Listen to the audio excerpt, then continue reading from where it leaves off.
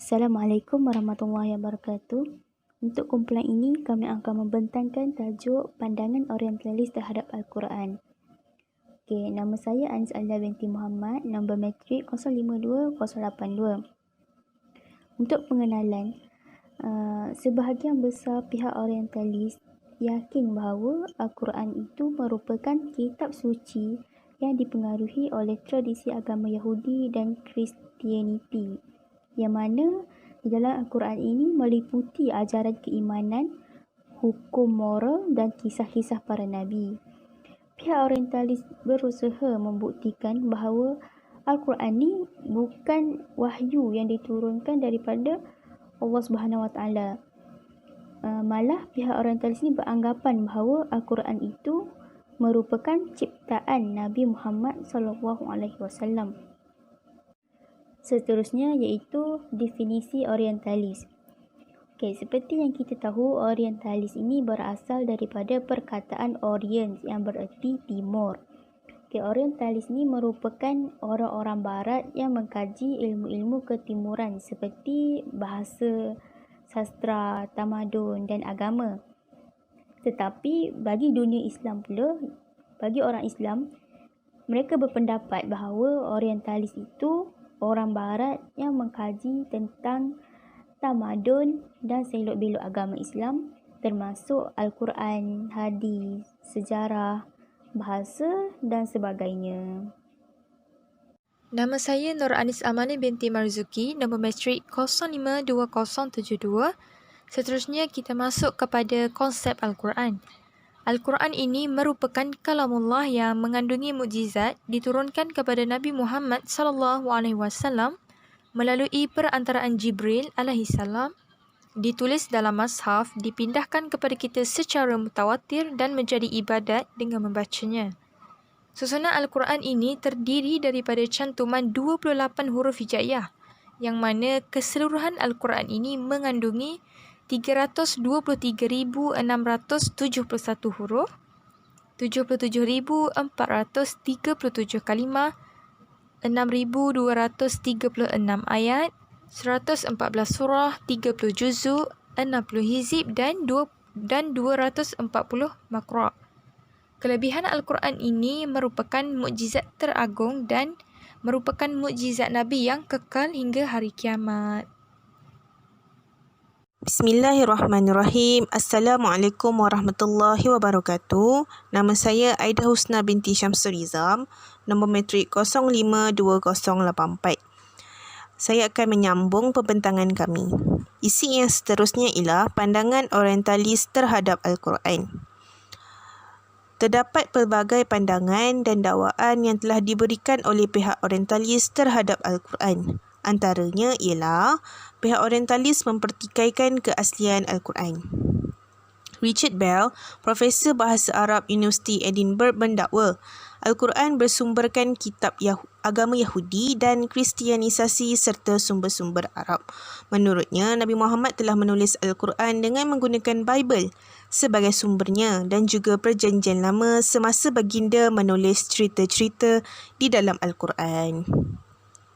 Cerita-cerita kaum Ad dan Thamud pula diambil dari sumber-sumber Arab. Menurutnya, Nabi juga mempunyai peluang yang besar untuk mereka Al-Quran ketika berada di Madinah dan bertemu dengan ahli-ahli agama Yahudi dan dapat mengetahui isi kandungan kitab Nabi Musa. Manakala maklumat dari kitab Kristian diambil ketika Nabi bertemu Padri Buhairah semasa menjalankan perniagaan di Syam. Anderson J.N. dan Ward W.M. pula mengemukakan teori bahawa Al-Quran adalah hasil imajinasi Nabi Muhammad SAW. Bagi Anderson, Al-Quran adalah hasil daripada pemikiran yang menginginkan sesuatu dengan andaian bahawa perkataan-perkataan, pemikiran dan cerita berbagai rangsangan luar dan dalamnya dikumpulkan dari minda bawah sedar Nabi SAW dan akhirnya membentuk Al-Quran. Bagi Watt pula, Nabi Muhammad mungkin tersalah anggap bahawa Al-Quran adalah mesej suci.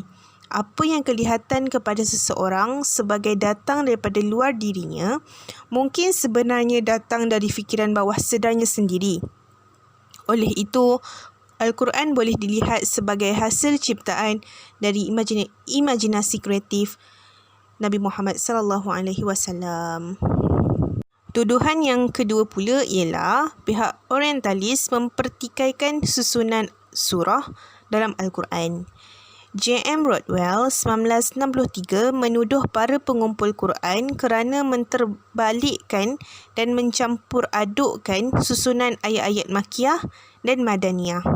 Orientalis mendakwa disebabkan Al-Quran telah dibukukan ataupun dikompilasikan selepas kewafatan Nabi SAW, susunan surah dalam Al-Quran sebenarnya telah disusun oleh Zaid bin Thabit sebagai individu yang dipertanggungjawabkan mencatat ayat-ayat Al-Quran.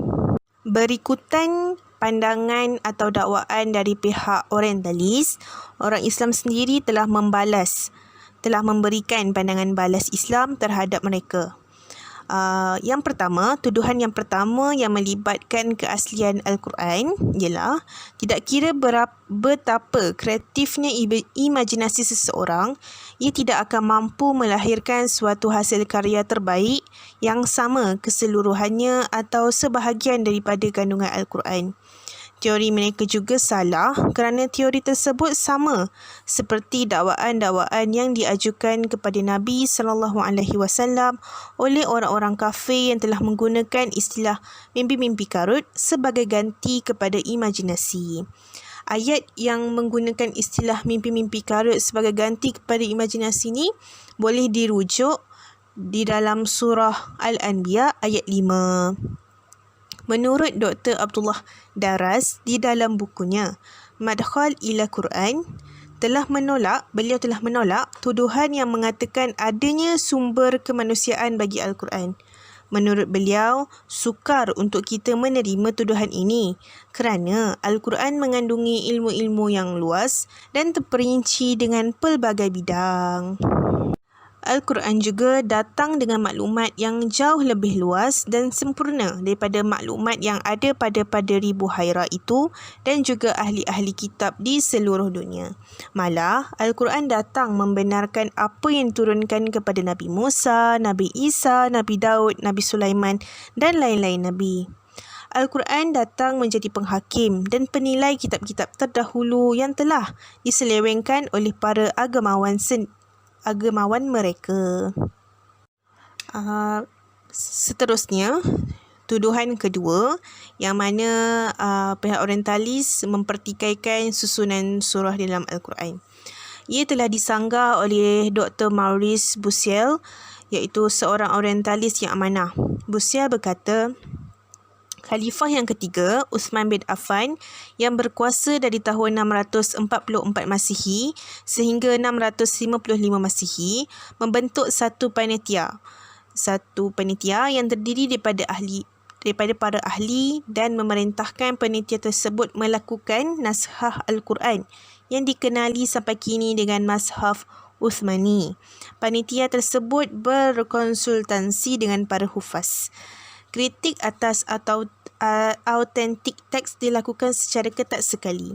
Ini bermakna susunan surah-surah ditentukan ketika Nabi SAW masih hidup lagi dengan bimbingan wahyu ilahi. Nabi SAW sendiri yang memberitahu para pengumpul Quran susunan bagi surah-surah di dalam Al-Quran. Syekh Al-Kirmani dalam Al-Burhan berkata, susun atur surah-surah ialah ketetapan di sisi Allah, sebagaimana termaktub di Lauh Mahfuz dalam tertib ini. Dalam menentukan itu, Nabi SAW dikunjungi Jibril setiap tahun untuk menyemak Al-Quran yang terkumpul dari Nabi. Dan Jibril menyemak bacaan Al-Quran Nabi pada tahun kewafatan baginda sebanyak 2 kali. Sayyidina Ali ada menyusun mushaf mengikut kronologi seperti Iqra, Mudaththir, Muzammil, Tabbat, Takwir sehingga surah-surah Makki dan Madani.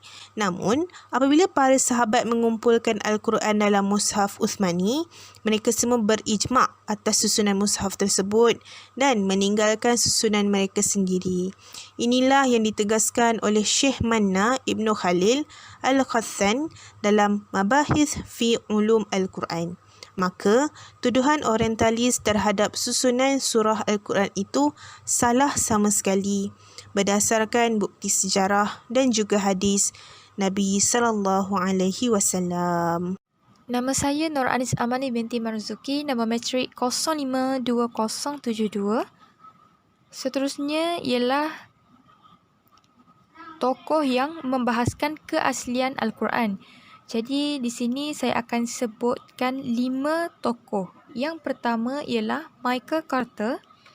Beliau merupakan seorang yang menyenaraikan sekurang-kurangnya 5 jenis kekaburan yang melibatkan bahasa Al-Quran. Tokoh yang kedua ialah Claude Gillaert dan Pierre Larcher mengemukakan beberapa pandangan daripada sarjana Muslim yang menggambarkan bahawa di dalam Al-Quran itu terkandung bahasa asing yang bukan berasal daripada kata Arab. Tokoh yang ketiga ialah Verstege. Beliau menyelidik terhadap hubungan antara tata bahasa dan penafsiran Al-Quran. Verstege di dalam makalahnya ini mengemukakan beberapa perkataan yang dikatakan bukan berasal daripada bahasa Arab. Tokoh yang keempat iaitu Arthur Jeffrey dalam karyanya berjudul The Foreign Vocabulary of the Quran menyenaraikan 322 perkataan yang dikatakan sebagai bukan bahasa Arab. Tokoh yang terakhir iaitu Richard Bell. Beliau merupakan Profesor Bahasa Arab University Edinburgh, telah mendakwa bahawa Al-Quran itu bersumberkan kitab agama Yahudi dan Kristianiti serta sumber-sumber Arab. Apa yang dapat disimpulkan adalah bahawa kajian ke atas Al-Quran telah lama diusahakan oleh pihak orientalis, iaitu dengan tujuan untuk menimbulkan keraguan kepada umat Islam terhadap Al-Quran itu sendiri sebagai salah satu sumber asas kepada umat Islam. Pelbagai cara telah mereka usahakan untuk menyarankan bahawa Al-Quran ini adalah perkara yang direka dan merupakan hasil imajinasi Rasulullah SAW. Ternyata segala keraguan yang ditimbulkan terhadap Al-Quran adalah tidak berasas sama sekali. Perkara ini dapat kita ketahui dengan beberapa jawapan balas Islam ke atas pandangan orientalis terhadap Al-Quran. Dengan ini, jelas bahawa Al-Quran tetap utuh sebagai panduan orang Islam sekalipun dipertikaikan oleh musuh Islam.